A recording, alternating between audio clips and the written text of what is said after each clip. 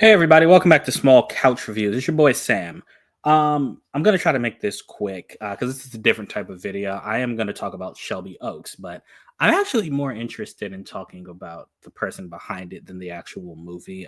Though I will give my thoughts on the film, but I want to give Chris Stuckman his kudos here, man. Like seriously, I am not a Chris Stuckman fan. Or that's actually the wrong word. I'm sorry. It's not that I'm not a fan of his. It's just I didn't really know him. I know he's been on YouTube for like 15 years. I didn't know him till me and Jovi started doing this crazy thing we do called Small Couch Reviews. That's when I started really knowing other YouTube movie reviewers and paying attention to them. And I also know that he kind of has transitioned from doing just movie reviewing all movies to always talking about movies he likes because he wants to be more positive. Something I appreciate because it's exactly what I do on my TikTok for food reviews. Shameless plug. You should check it out. I am hilariously honest. I guess how I want to start is by saying, there are a lot of people who say that old phrase, put your money where your mouth is, or, oh man, you like to criticize, but you can't do. Like, I hear this a lot with like athletes talking about commentators on TV commenting on their game.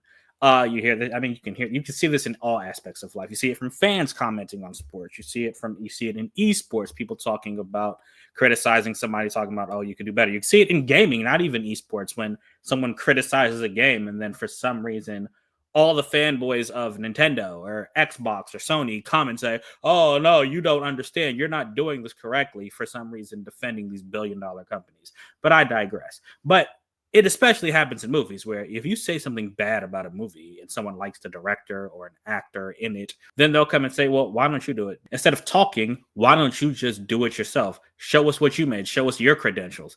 I do think there are some criticisms that go like a little too far, and I do think then it's the proper time to defend them. For the most part, I think that when people say that, they're full of crap.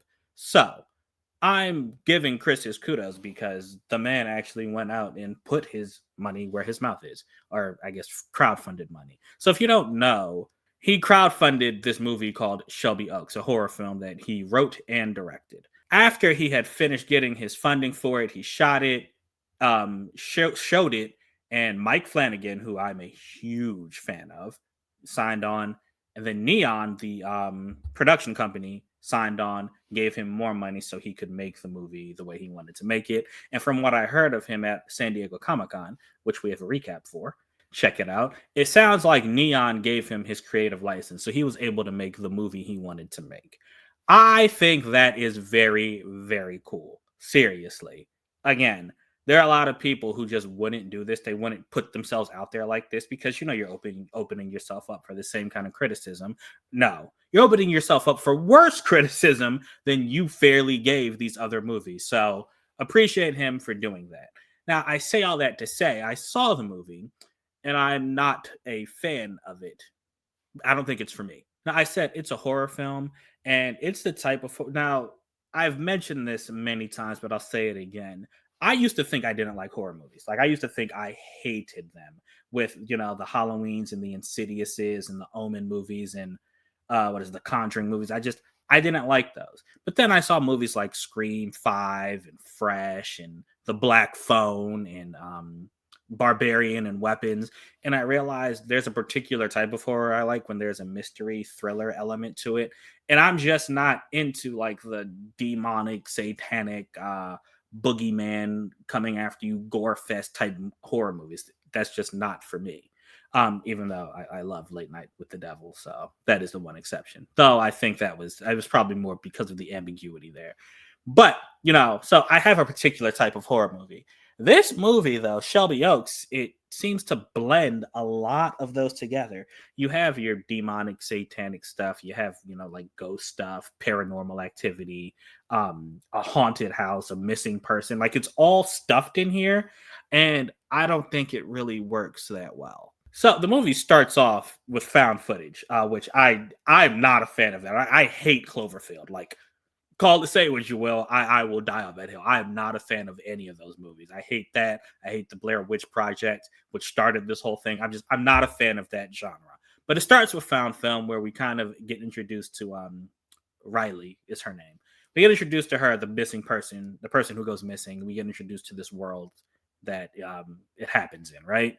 After the found footage, which is actually a pretty long time, so I thought I was actually not going to even make a video because I thought I was going to hate this so much. But anyway, after the found footage, which is about 30 minutes, then it switches over to like traditional, just regular film, a regular movie. And then we see the missing persons case with her sister, Riley's sister, now going to search for her. The missing girl, Riley, her sister, is played by Camille Sullivan. The character's name is Mia. Mia makes this movie. She is the main character and easily the best part. Chris directed her to like almost perfection. Like she is really, really good. I don't know where he found her, but yo, kudos to her. She did an amazing job. And again, even though I know that Neon signed on, this isn't like the biggest budgeted film, but it doesn't look cheap. It looks really good. It's directed very well. The actors give their performance. My issue is it's weird. It's like I enjoy the narrative enough, but I just don't like the way it was told, if that makes sense. Like, if I were to tell you from beginning to end what this movie is about, I think you'd be like, oh, okay, that's a pretty good movie. But the way it's executed and drawn out and storyboarded, I guess, is just it didn't really work for me. I didn't really like it in terms of like just storytelling, I guess. In addition to that, again, there are a couple things in here I'm kind of surprised right here. Like there are more than two jumps. Like there are multiple jump scares in this movie, which I've heard Miss Chris Stuckman talk about. He doesn't like. I don't know if that was a studio thing or if that was a thing he did, but there were quite a few of them, and I'm not a fan of those. Again, and also the type of horror in here, it's kind of mixed all over. Some of it, I liked. Most of it just wasn't for me. All that to say, bro, guys, if I were to rate this movie, I'd probably give it a 3 out of 5 just as a movie. Like if it was just, any other director who made it, I would just say it's a 3 out of 5. And that's when I'm going to give it because, I'm not trying to give special treatment or anything. But I wanted to say, I think it's really cool that somebody took their passion, turned it into a movie, and had a wide theatrical release. And I know he's not the first YouTuber to, go into making movies. I know that, right? I just think it's cool that someone as big as him who was known as a critic decided to make something that could then be criticized. So kudos to you, bro. But yeah, Shelby Oaks, I'd give this a 3 out of 5. I think it is worth a watch when it comes to streaming, or you should go check it out at a matinee. Definitely appreciate you guys listening to my thoughts. Until next time, I'm out.